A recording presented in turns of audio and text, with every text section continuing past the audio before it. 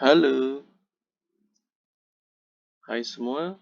Jadi ini adalah tutorial pertama saya terkait dengan akuntansi perbankan di BPR. Jadi kita akan sama-sama belajar bagaimana sih sistem akuntansi atau pencatatan akuntansi di BPR. Setelah itu mungkin kita bisa simulasi ya. Simulasi kita belajar bagaimana cara menjurnal akuntansi di BPR.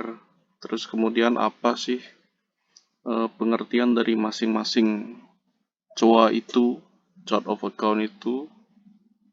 Jadi kita coba belajar bersama-sama mengerti tentang akuntansi BPR. Mungkin nanti setelah itu kita bisa simulasi bagaimana simulasi untuk aktivitas di frontliner seperti di customer service, di teller atau di back office-nya ya. Oke, sekarang kita akan belajar tentang akuntansi perbankan, khususnya untuk di BPR. Jadi teman-teman yang misalnya mau cari lowongan kerja di BPR, setelah tamat nanti nonton ini dulu ya. Setelah tamat kuliah bisa nonton ini dulu, persiapannya bagaimana sih. Kalau mau ngelamar di bagian accountingnya, setidaknya kita punya bekal seperti itu ya. Oke, kita belajar bersama-sama. Kita mulai dulu dari aset. Ya. Kemudian dilanjutkan dengan liability, equity. Setelah itu kita lanjut ke profit and loss ya. Income sama expense. Untuk BPR apa aja sih semuanya kita akan coba bahas satu-satu. Yang pertama terkait dengan aset. Ya mungkin kalau kita udah belajar kuliah akuntansi, yang pertama pasti ada aset lancar, kemudian aset tidak lancar ya. Liquid sama non-liquid. Ya, apa aja sih aset-aset di BPR itu? Yang pertama ada kas, ya pasti ada kas. Karena nasabah nabung itu biasanya ada yang masih bawa uang tunai ya. Ada yang masih bawa uang tunai jadi tidak melalui transfer digital, tetapi masih menggunakan uang tunai. Biasanya para pengusaha yang menerima income-nya dari uang cash itu kalau mereka ingin aman, jadi mereka akan simpan uangnya di bank. Mereka akan tabung uangnya di bank berupa cash ya. Kemudian ini adalah head-nya ya. Kas itu dibagi lagi nih. Biasanya nih ada kas besar. Ada petty cash atau kas kecil. Kemudian ada kas teller. Kalau misalnya tellernya ada beberapa, jadi ini mungkin ada kas teller 1, ada kas teller 2, dan seterusnya ya. Kas teller 3. Kemudian yang selanjutnya adalah piutang. Piutang ya. Piutang itu ada macam-macam ya. Piutang bunga yang pertama. Kita akan bahas piutang bunga. Jadi piutang bunga di bank itu bisa didapatkan dari pembayaran angsuran bunga kredit ya. Yang BPR pinjamkan dananya ke nasabah, kemudian nasabah harus membayar pokok dan juga bunga. Nah, piutang bunga itu dicatat di sini ya. Piutang bunga angsuran kredit.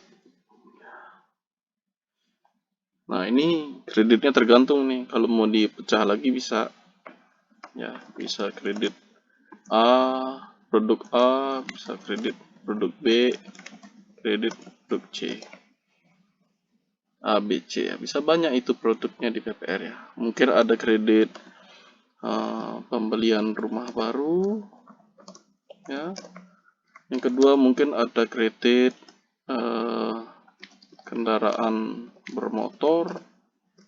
Yang ketiga mungkin ada kredit tanpa agunan. Ya, siapa tahu ada yang PPR yang mengasih tanpa agunan ya. Kayak KUR lah istilahnya ya. Ya, ini piutang bunga angsuran kredit. Kemudian ada lagi nih piutang bunga. Nah, dari mana dapat bunga lagi nih? Ayo.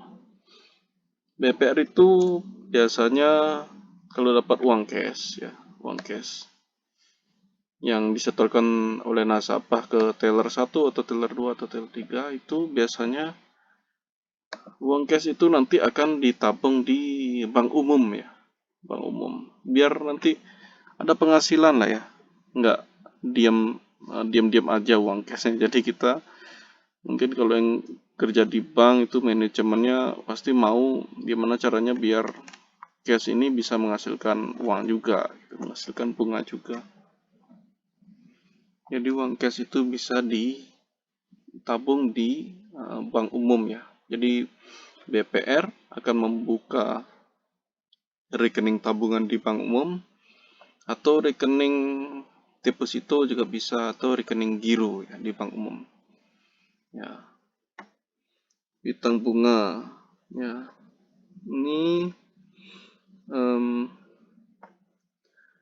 Ini piutang bunga di bank lain tabungan atau piutang bunga di bank lain yang berupa deposito atau piutang bunga di bank lain yang berupa giro. Tergantung dari masing-masing accountingnya ya dan manajemennya mau dirinci sedetail apa ya. Jadi ini bisa di breakdown. Misalnya piutang tabungan, oke lah. Tabungan mungkin bunganya kecil ya dibandingkan deposito. Ya, atau dibandingkan giro. Jadi mungkin BPR ini buka giro misalnya di bank BRI misalnya. Di bank lain misalnya BRI. Atau buka juga di Danamon. Atau buka juga di BTN. Atau buka juga di apa ya namanya? Di BCA yang terkenal ya.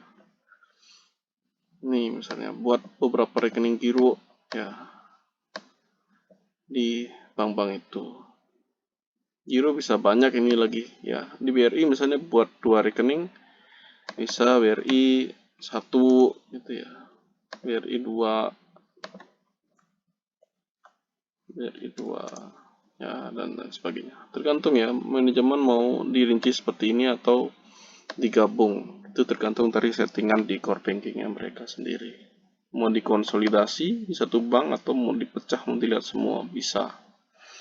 Semua bisa dilakukan ya. Deposito kalau misalnya terlalu banyak ya udah cukup satu aja.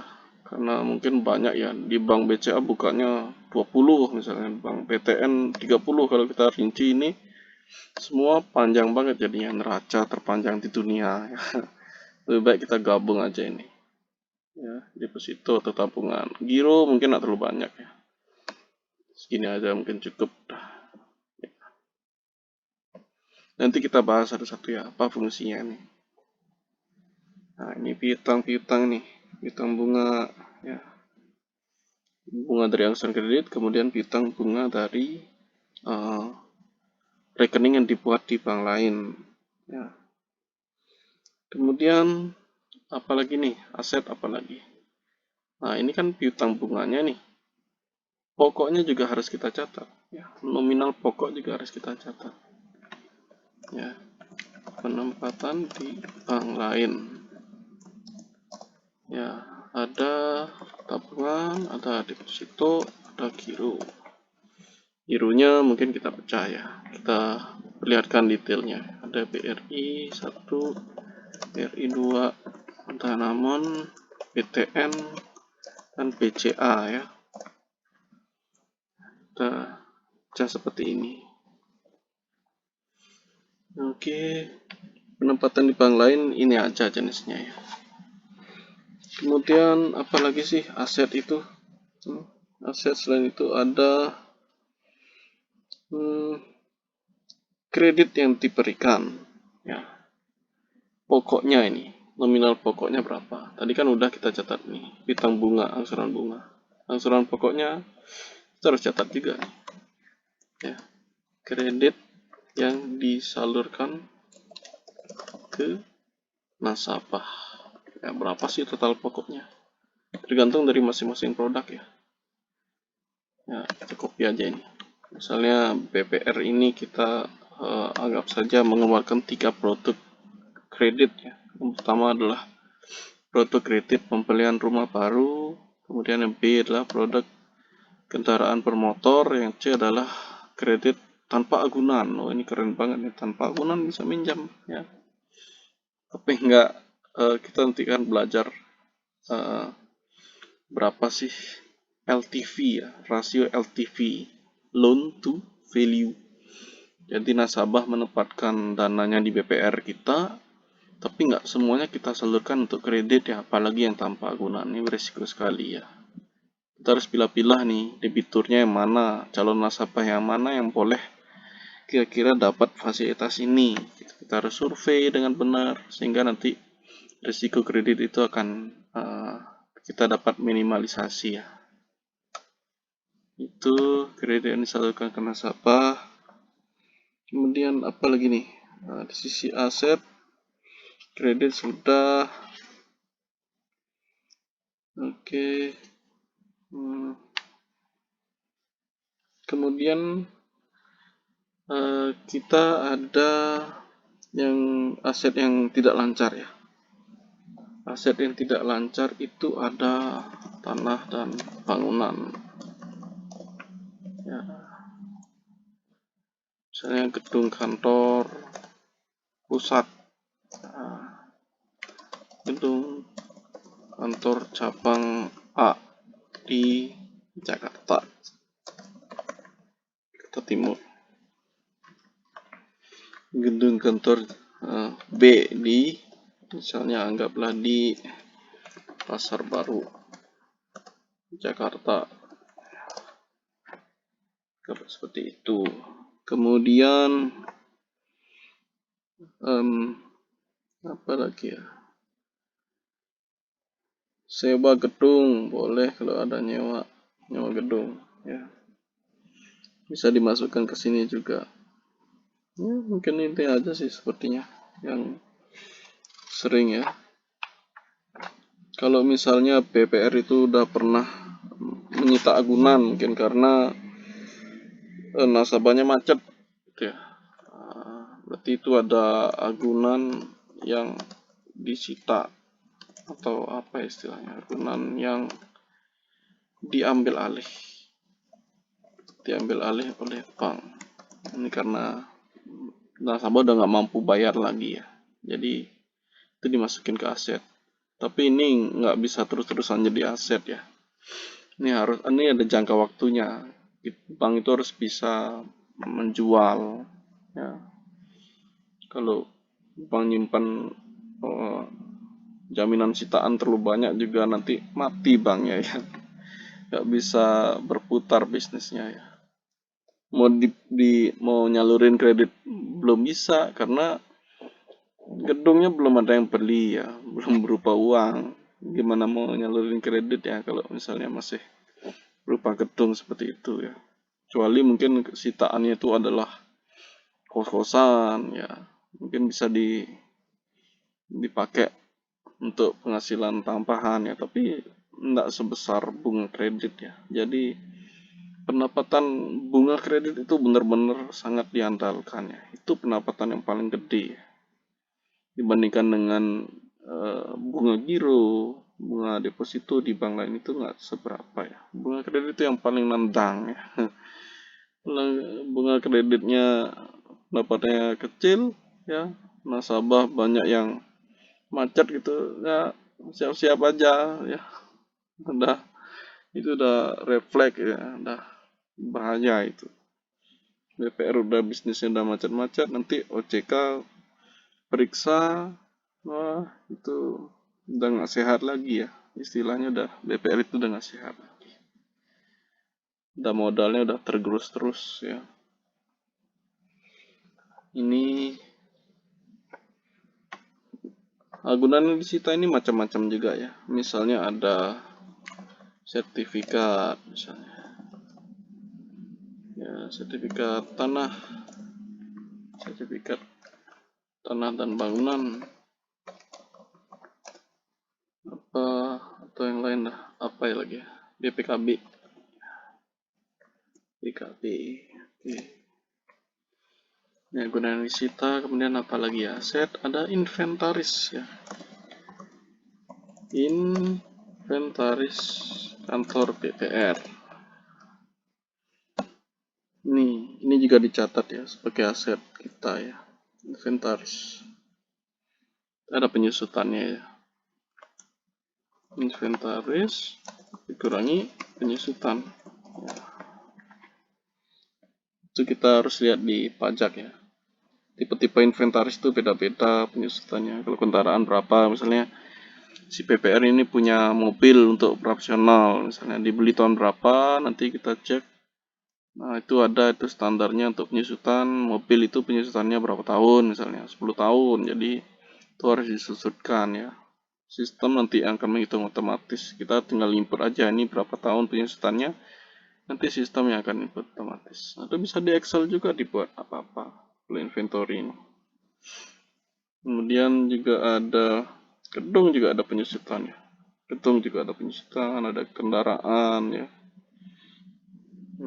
Mungkin itu aja. Oke, ini pelajaran awal. Pendek-pendek aja biar nggak pusing.